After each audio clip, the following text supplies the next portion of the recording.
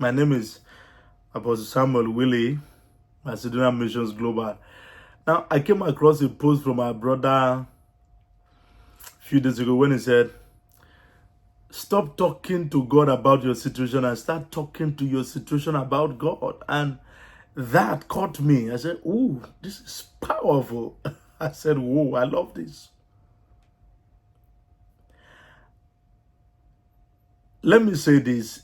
It might not be logically correct or technically correct, but it might be spiritually correct.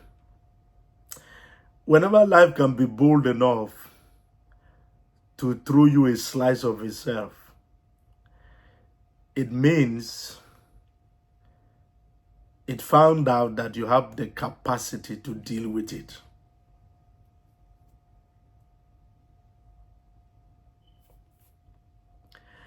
This is what I mean.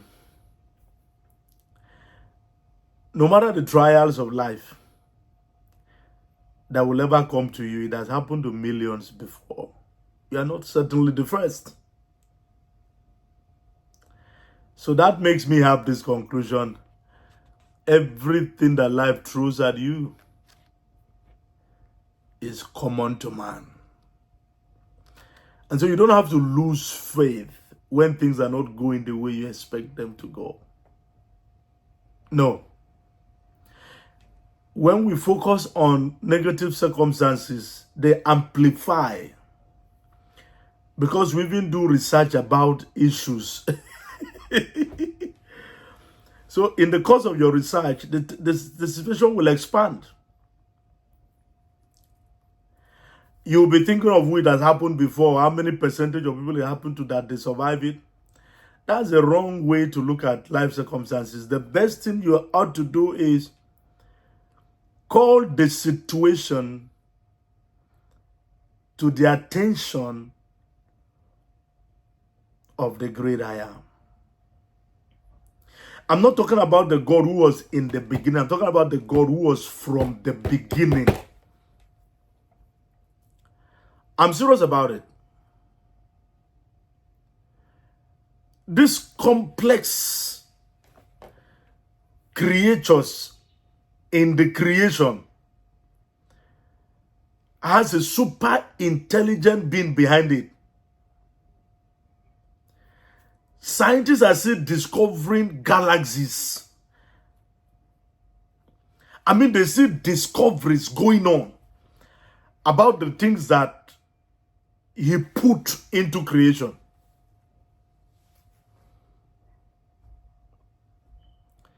Is the one to whom Isaiah the prophet said, there is no searching of his understanding.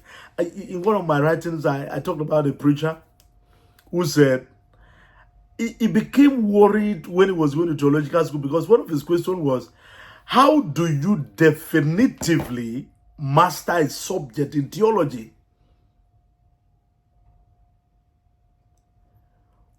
When the end to your reasoning in that subject is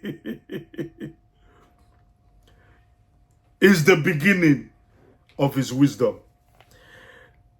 He said, I stopped talking about God not because I had no more words to say, or because I became tired. Praise the Lord. He's a mighty God.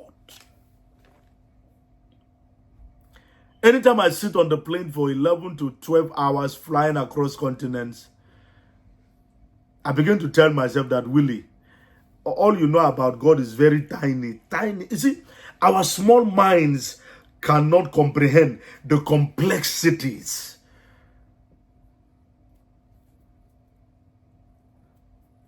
of who he is. And that is why one of the impressions in Isaiah concerning him, because the Bible is a book about God.